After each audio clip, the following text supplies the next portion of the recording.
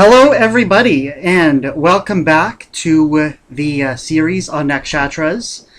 Today, I'm going to do a nakshatra on a video on the Swati Nakshatra, which is a little personal to me, as it is my sun sign. Just let me find some notes on it here that Billy and I wrote down earlier. There we go. So anyway, yeah, Swati's my sun sign, and Libra's my sun sign, specifically the part of Libra that falls into Swati. And I've often said, and I think I've even mentioned in previous videos, that I more identify with my moon sign. I personally think that Aquarius is more in tune with who I am than Libra, and in step with that Shatabishak, my lunar nakshatra within Aquarius, is more in step with who I am and what I'm like than Swati. And, you know, to an extent, everybody's like that because your moon is kind of how you think of yourself, like how you think, but I find that, like, even compared to other people, I'm a very lunar person.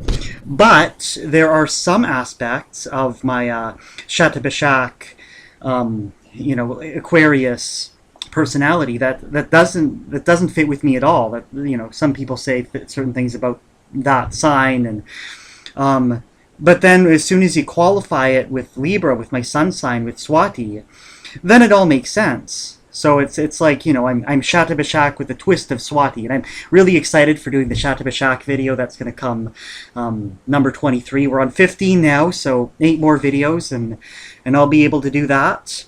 But yeah, so what is Swati? Why is it, like, you know, does it have anything to do with swatting? Is it symbol of fly swatter?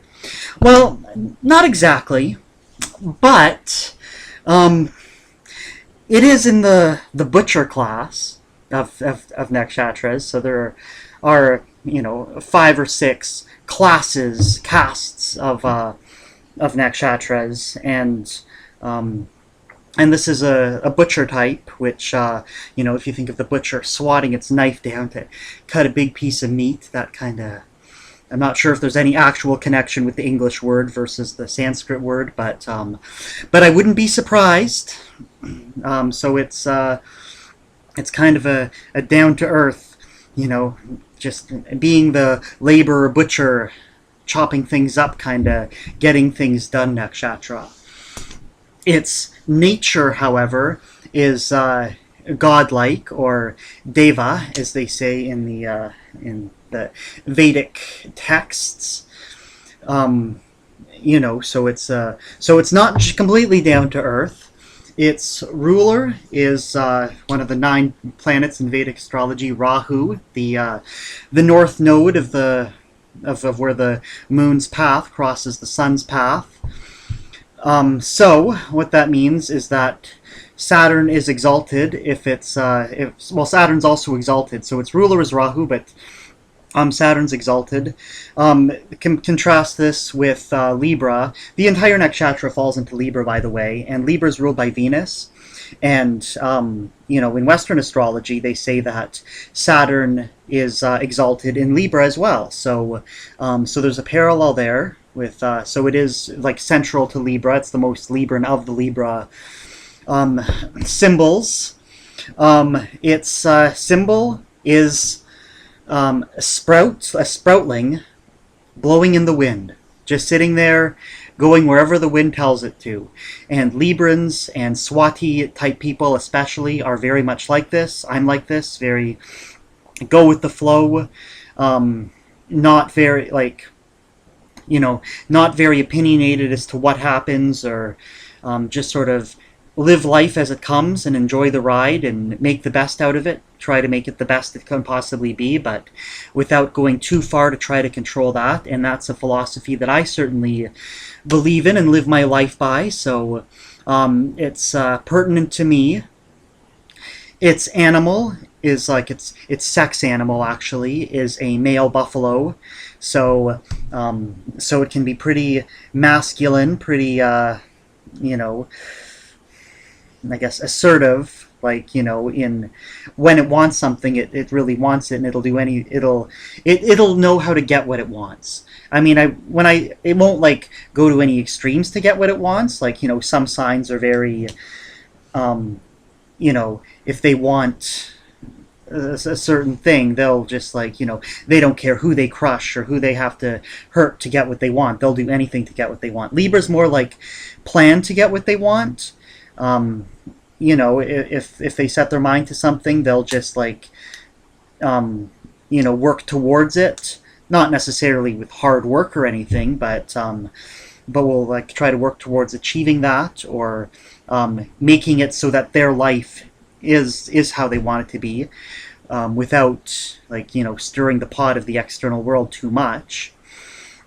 Its element is fire, and well, Libra's an air sign, so this is like sort of a fire twist to air. Fire and air go together well. Fire needs air to survive. It needs wind, and if Libra's, or if Swati is the sproutling blowing in the wind, then, but also very assertive and motivated when something's important to it, which isn't all the time, then it has that element of fire to it. And then the like myth associated with this nakshatra is that of Sarawati, who is, to my knowledge, the namesake of this nakshatra. And Sarawati in the ancient India of the time, several centuries BC, was considered to be the goddess of music, the goddess of learning.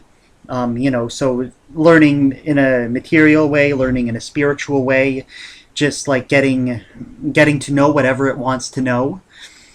Its main ideas, so like, some characteristics, I guess, of like people with planets, especially like sun, moon, ascendant, but also other planets, in this nakshatra, are, and when you're looking at the planets, don't forget about like Rahu and Ketu. Ketu especially isn't shown in a lot of modern astrological charts, but it's always directly across from Rahu, so it's pretty easy to find. But in Vedic astrology, these are like definitely planets to be considered. So people, with anything in this nakshatra tend to have that planet, the characteristics of that planet as being like restless, independent, so like freedom loving, which is sort of like, being independent, coming and going according to their own will. They don't really want other people telling them what to do. Like, even though they'll go with the flow, it's not like, I kind of get annoyed when people tell me what to do, even though I don't want to decide. I just want the current to push me. I don't want some other being or some intelligent force to push me where they want me to go. I just want to go where I'm going to end up. Like, it's no fun if somebody else is controlling me. That a lot of Swati people would really have a problem with. So it's a very self-establishing nakshatra, self-supporting. So these people aren't dependent on others. They don't want to be dependent on others.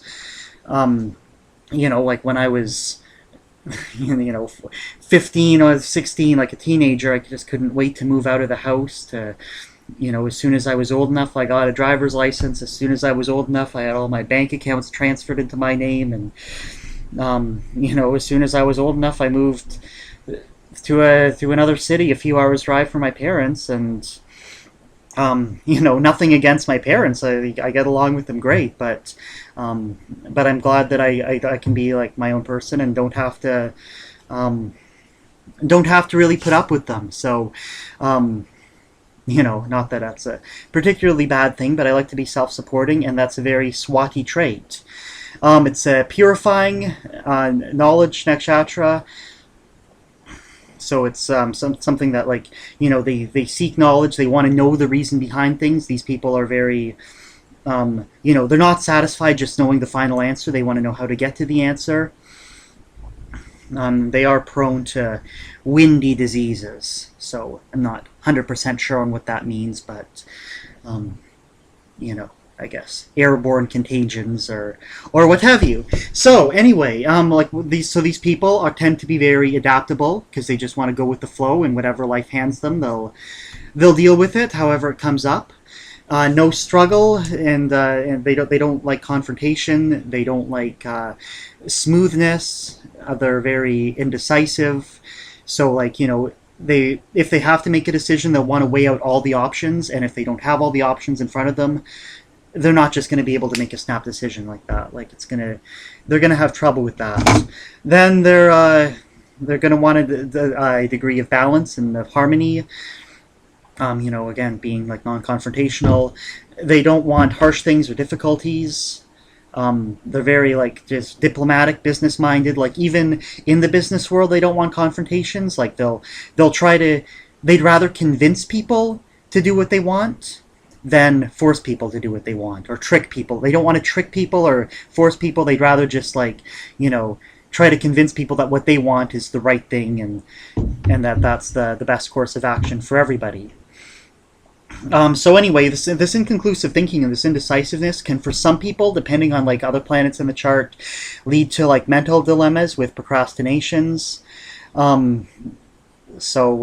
Yeah, it could lead to problems. A lot of Swati people have these kinds of problems. I'm not admitting to that, but a lot of people do. You know, they're susceptible to like, you know, being interested in matters of the law, money, and extreme sexual desire. So, you know, that kind of goes in step with, you know, along with what I said earlier. They might break with these like three fundamentals: law, money, and extreme sexual desire, if it brings gain or unfair advantage. They don't like ill-gotten gains. They like regular gotten gains. And they're very good with cunning speech. They're very good with rhetoric. They're very good with you know, convincing people of, you know, instead of tricking them, they can word things in such a way that it'll sound all good and peachy. So anyway, the appearance of these people: slim, elegant, and smiling always. So you know, I started off this video by saying that I was more of a lunar type person. After going through this and really thinking about it as I was over the course of the past 12 minutes, I'm starting to think that I'm a little more Swati than I previously gave myself credit for. So, you know, sun signs are important.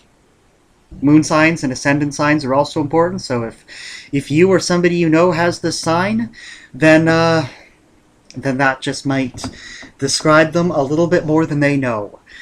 So, thanks a lot for watching. Please subscribe, please like this video, and stay tuned for Vishaka coming up next, where we enter the realm of Scorpio. Thanks for watching.